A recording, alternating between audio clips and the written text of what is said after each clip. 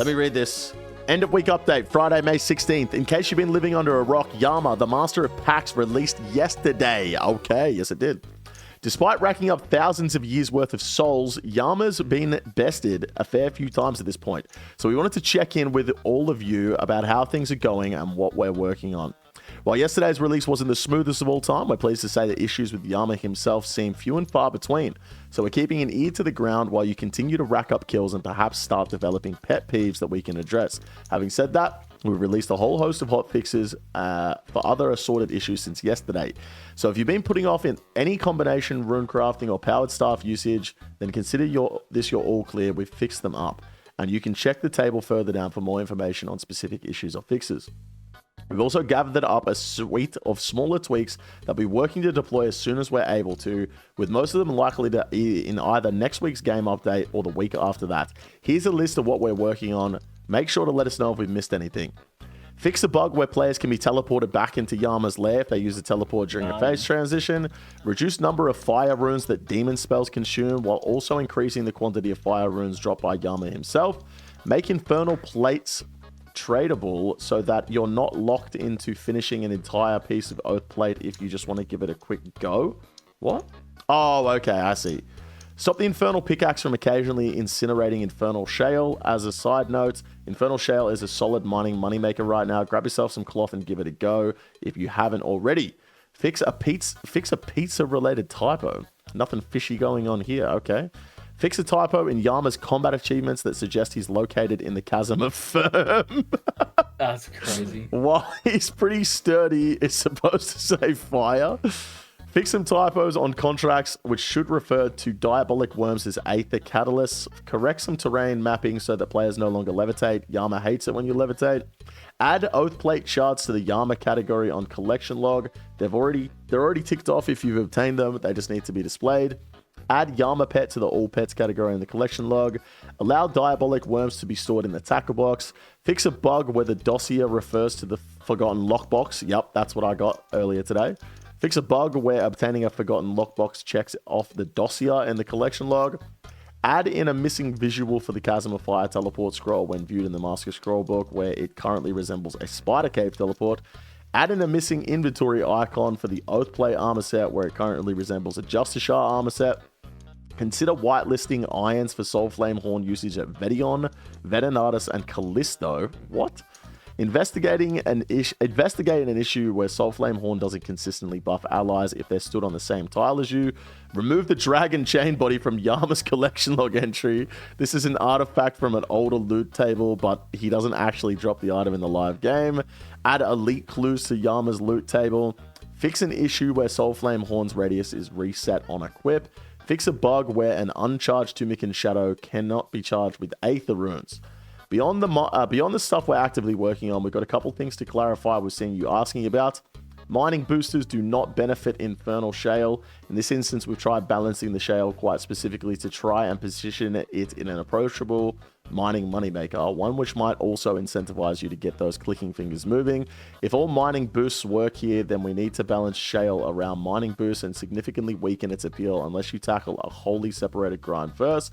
We're open to changing this, but we're really happy where it's sitting right now. Reminder, it's a solid moneymaker if you're willing to wipe some sweat from your brow and want to proceed with caution. In a similar vein, some clarity around Aether Catalysts. Aether Catalysts do work with runecraft boosters and extracts from the Scar Essence mine, but they are always consumed at a rate of 1 Aether Catalyst per Aether rune created.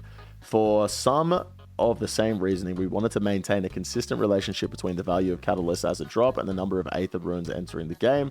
We're less likely to make adjustments here since raiments still increase the rate at which you can get through your catalysts and still serve as a time save or GP per hour increase, while extracts are a huge time save if you're an iron looking to make a dent in your stack.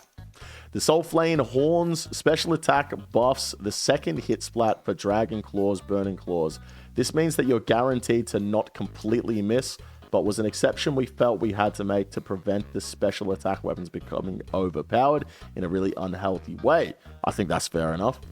We think the Horn is in a neat position at the moment. It's been fun to see people figure out use cases or new ways to approach the content, but we don't want to risk breaking encounters entirely and feel like guaranteeing a full Dragon/Burning Claws special attack role would be a tad too strong compared to the wider special attack landscape.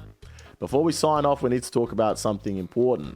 Everything that you're about to read was written prior to the discovery of the so-called Dono Fly.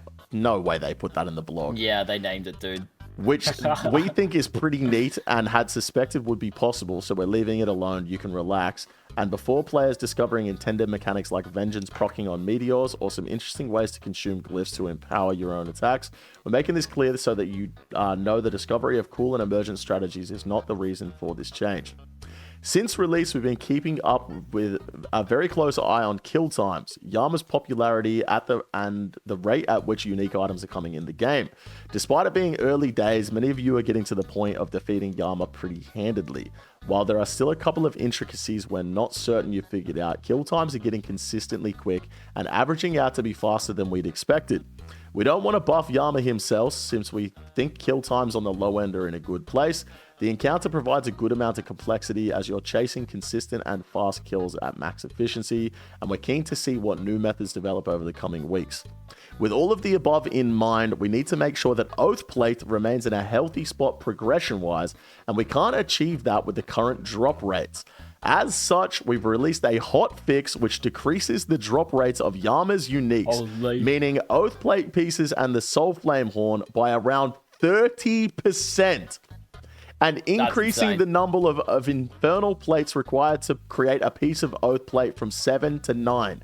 This means a steady influx of shards that still feels good as a drop, but needing more of them to craft a piece for yourself.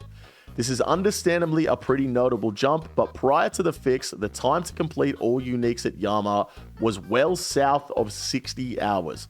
We're not saying Oath Plate grind should replicate Torva's 200 to 300 or more chase. We do believe this is inappropriately low for armor as strong as Oath Plate. Couldn't agree more.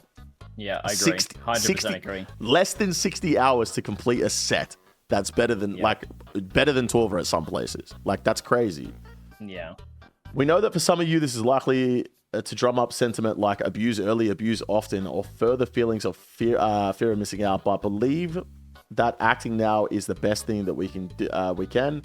This is mainly due to two reasons. First being the longevity of Yama, and second is we need to be mindful of the health of Torva's armor position in the economy. Ultimately, we want to make sure both pieces of content remain enjoyable and profitable in the long term. This change should bring the time to complete somewhere in the realm of 75 hours, which remains a far cry from Nexus, but should still serve as a significant grind for many players while keeping those dopamine hits fairly regular. We'll continue to monitor prices after the change, and we'll always take your feedback into consideration while doing our best to ensure that we're doing what's best for the health of the game, even when it stings a little. We're grateful for all the feedback that you've shared so far. Please keep it coming. Even if you've not got anything right now, we hope you'll give a contract or two a try in the next week. They're sure to test even the most seasoned of Demon Slayers. Before signing off, we wanted to check in with you all and give you a quick update on Yama and his pet in particular. We'll be meeting as a team tomorrow to talk through general feedback, and we'll be keeping an eye out overnight, so please keep it coming. It's been wonderful to see so many of you getting stuck in and sharing your thoughts after taking on Yama with your friends. Just beyond this section is a table highlighting any game issues throughout the day that are either ongoing or have been fixed. Wait, is this the log from the other day? Contract system. I just updating Bill. Okay. Yeah, this is, so that was the hotfix for the pet rolls from the other day. But damn, that's crazy. So based on like the wiki drop rates, let's have a look at those. Like the wiki had the drop rates on here. Well, not even for Oath Plate, but it had it for like Oath Plate shards, which made you be able to see that based on how frequently you get Oath Plate shards, the drop rate for a piece of armor was like 1 in 207 or something like that for any piece. So now that they've increased it by 30%, I guess it's gone up to like what, 260-ish? 1 in 260 for an Oath Plate piece? Yeah, something around that. I mean, it's fair. The shit was coming into the game way too quick, and there's been I didn't notice that. Everyone, like, there's so many people in this chat that have just said they've completed like fucking Oath Plate, and like To be fair, I haven't gotten any fucking pieces, but like, yeah. the amount of people that have just said that it's just too common, Yup. So, and it's like it's super end game gear as well. Like it's good gear, Yup. you know. So Like, Oathplate has not gone crazy in price. Oh, it has. It's literally bumped up 20 mil since that fucking blog post, bro. kept saying 50 crazy. mil. Kept saying 50 mil. That's crazy, bro. It's 500 mil. And they're like, yes, I haven't lost any money on it now. The full set's back up to 500 mil. That's crazy. Yeah, what about the Soul Flame Horn? Hang on. I'll be right back real quick. I'm gonna go grab some water. Easy. Look, I'm glad they made the change, honestly, because like this shit was coming in way too quick, and like obviously it sucks for people that didn't get to do the boss before, and like missed out on the better drop rates, but it's better for the fucking game overall. You know what I mean?